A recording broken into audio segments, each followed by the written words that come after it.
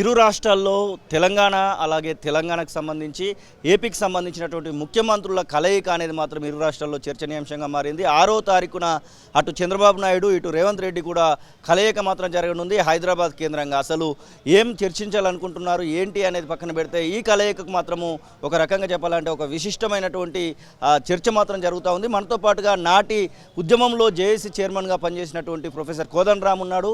10 సంవత్సరాలు గడిచిపోయింది. ఏపీ తెలంగాణకు సంబంధించినటువంటి విభజన అంశాలు అయితే ఇంకా కొలిక్కి అయితే రాలేదు. అడిగి తెలుసుకుందాం. సార్ నమస్తే. మొత్తానికి రెండు దిక్కుల కూడా అటు తెలంగాణ ఇటు ఏపీకి సంబంధించినటువంటి రెండు దిక్కుల కూడా ముఖ్యమంత్రులు కలవబోతా ఉన్నారు.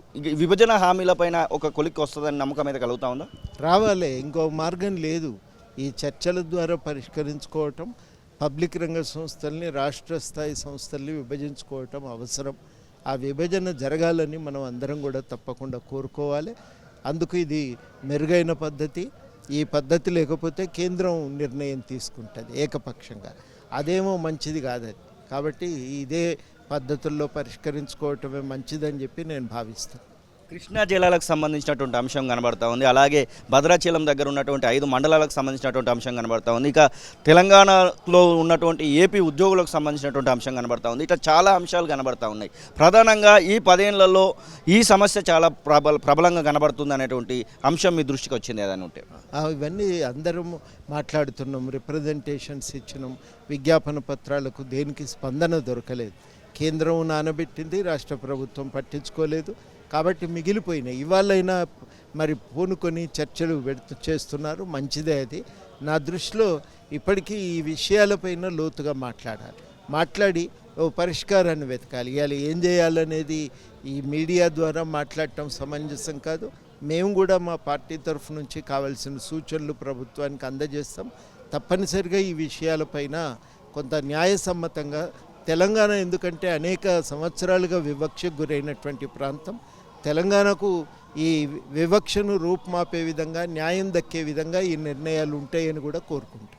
చంద్రబాబు నాయుడు ముఖ్యంగా ఏ విషయాలు చర్చిస్తారనేది పక్కన పెడితే కొన్ని అంశాలపైన కొలిక్కి వస్తుందనేటువంటి ఆశాభావం మనకు కనబడతా ఉందని తప్పకుండా ఉద్యోగుల విభజన ఉంది, పబ్లిక్ రంగ సంస్థల విభజన ఉంది. నా దృష్టిలో ఇవి సులభంగానే అవుతాయి. ఒక పరిష్కారానికి ప్రయత్నం జరగాలని కోరుకుంటున్నాను. ఇంకా ఆస్తుల విభజన అనేది ఒకటి కనబడతా ఉంది. ముఖ్యంగా ఆర్టీసీకి సంబంధించినటువంటి ఆస్తులను కూడా వాళ్ళు అడుగుతున్నట్టుగా వస్తూ ఉన్నాయి. అసెంబ్లీకి సంబంధించి, సచివాలయ ఆస్తులకు సంబంధించి కొన్ని ఆస్తులను వాళ్ళు అడుగుతూ ఉన్నారు. 10 సంవత్సరాల ఉమ్మడి రాజధాని ఇప్పటికే ముగిసిపోయింది, సమయం ఉంది. చాలా సమస్యలు ఉన్నాయి.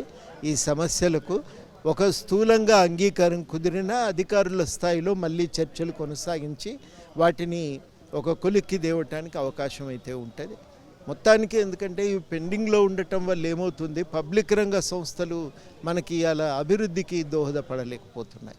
పబ్లిక్ రంగ సంస్థలు చేయవలసినంతగా ఇవాళ రాష్ట్రాభివృద్ధికి కృషి చేయలేకపోతున్నాయి.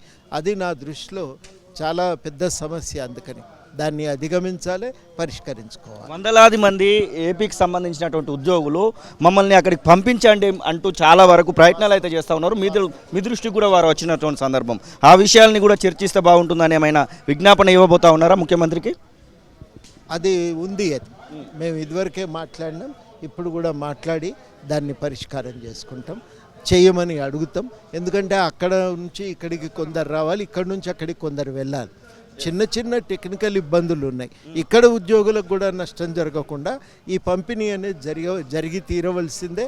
దానికోసం తప్పకుండా మరి ఈ ముఖ్యమంత్రులు ఒక స్థూలంగా ఒక తోవ అయితే వెతకాలి.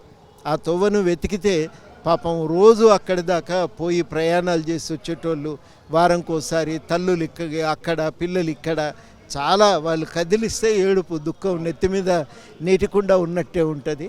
అట్లాంటి పరిస్థితుల్లో దయనీయమైన స్థితిలో ఉన్నారు. వాళ్ళ కష్టాలను మనం అర్థం చేసుకొని పరిష్కరించుకో. విద్యుత్ రంగానికి సంబంధించినటువంటి వాళ్ళు సుప్రీంకోర్టుకు వెళ్ళి మరి ఇక్కడికి వచ్చినటువంటి సందర్భం, 930 మంది వరకు ఇక్కడికి వచ్చినటువంటి సందర్భం. అందరూ కూడా పై స్థాయి అధికారులు. వాళ్ళు ఇక్కడికి రావడం వల్ల తెలంగాణలో ఉన్నటువంటి ఉద్యోగులు డిమోషన్కి గురైనటువంటి సందర్భం కనబడతా ఉంది. అలాంటి వాళ్ళ విషయంలో ఇక్కడి ఉద్యోగులకు నష్టం జరగకుండా ఈ సమస్యను పరిష్కరించుకోవాలి. అప్పుడు కోర్టు దాకా పోయి మనం దాన్ని సాగదీసి చివరాఖరికి ఏమైందంటే ప్రభుత్వం పట్టించుకోలేదు, సరిగ్గా వాదనలు వినిపించలేదు, మన ఉద్యోగులకు నష్టం జరిగింది. అట్లా జరగద్దు. ముఖ్యమంత్రులు మాట్లాడుకున్నప్పుడు ఈ చిక్కులన్నింటినీ దృష్టిలో పెట్టుకొని న్యాయసమ్మతంగా ఒక పరిష్కారాన్ని సాధించాలి. ఆ పరిష్కారాన్ని సాధించే ప్రయత్నమే జరగాలి. భద్రాచలం దగ్గర ఉన్నటువంటి 5 మండలాలను తెలంగాణ కలపాలనేటువంటి డిమాండ్ కూడా వినబడతా ఉంది. నాటి జేఏసీ చైర్మన్గా మీరేం చెప్తారు ఆ విషయంలో? సరిహద్దు చిక్కు సమస్యలు ఉన్నాయి. దాన్ని ఆ చిక్కు సమస్యల కోసం మరి ఒక ప్రయత్నం ఈసారి ఒక కొలిక్కి వస్తుందని. భద్రాచలం దిగితే చాలు, ఇది చాలా సీరియస్ ఇష్యూ అని చాలామంది ప్రస్తావిస్తుంటారు. తప్పనిసరిగా ఈసారైనా అది పరిష్కారమై ప్రజలకు మేలు చేకూరుస్తుందని ఆశిస్తాం. ఇది ప్రొఫెసర్ కోదండరామ్ చెప్తున్న మాటలు. ఖచ్చితంగా ఏపీ తెలంగాణకు సంబంధించినటువంటి ముఖ్యమంత్రుల కలయిక పట్ల మాత్రం ఒక కొలిక్కి వస్తుంది, సమస్యలు అయితే కొలిక్కి వస్తాయనేటువంటి ఆశాభావాన్ని అయితే వారు వ్యక్తం చేస్తున్న పరిస్థితి. కెమెరా పర్సన్ సతీష్తో శ్రీనివాస్, తొలి వెలుగు, హైదరాబాద్. అసలైన తొలి వెలుగు. ఫాలో వాట్సాప్ @తొలి వెలుగు అఫీషియల్.